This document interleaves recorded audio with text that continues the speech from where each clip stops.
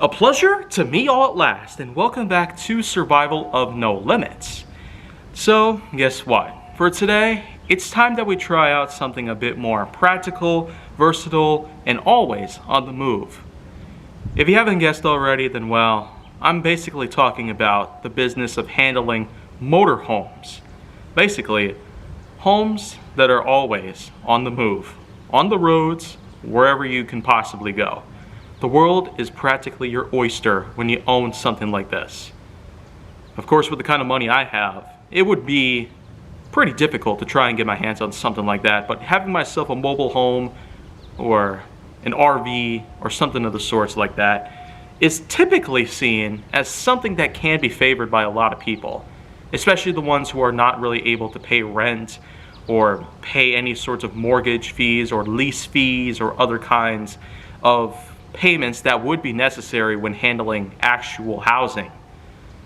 But for the usage of motorhomes, it can typically be a much better idea. It's very cost effective and can usually be a lot cheaper depending on the kind of environment you're in, or more importantly, depending on the kind of civilization that you're situated in.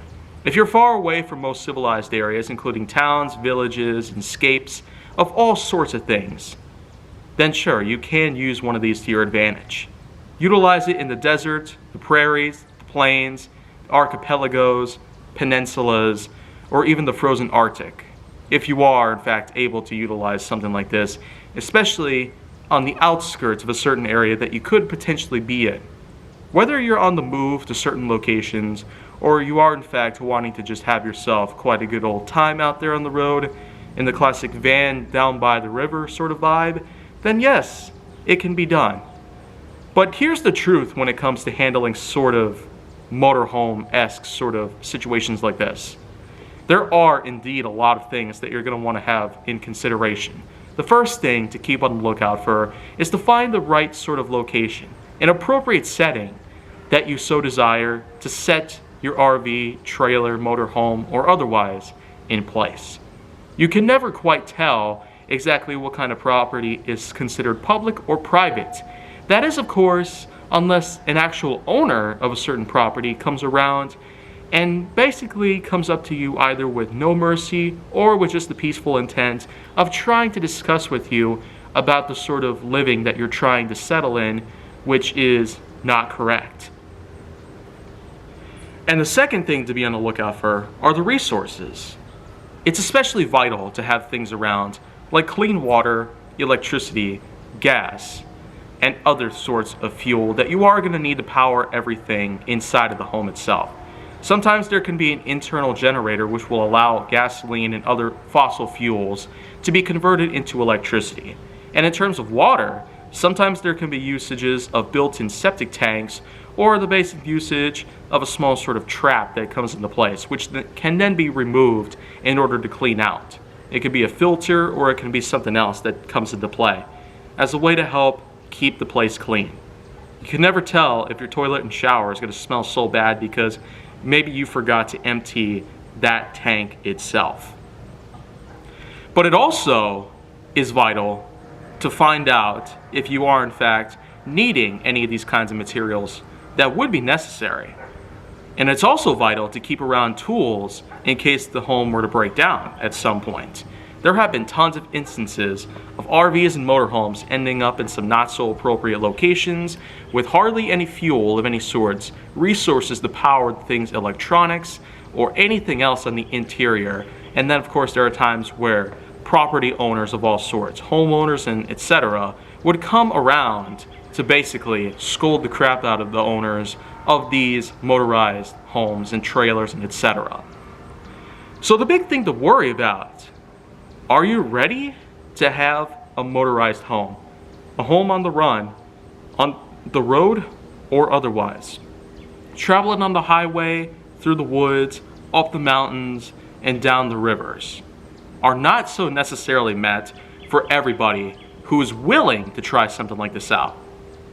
As I've said before, it may not necessarily be that possible for me, but at a time where it could be possible, I would not necessarily want to have everything met as though this would be as easy as possible, because unlike with owning traditional housing, with an actual home, building, apartment setting, or otherwise, having the usage of a mobile home cannot so necessarily be any easier, mostly because of these other factors.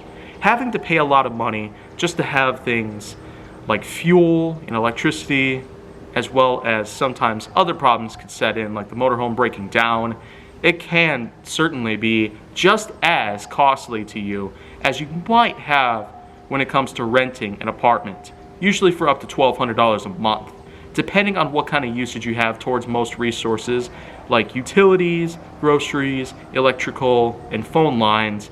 It's certainly, without a doubt, more of a matter to pick your poison. Either you go out on the roads as a way of taking care of yourself and supporting yourself and having your own home to live in, or you basically stay in one location.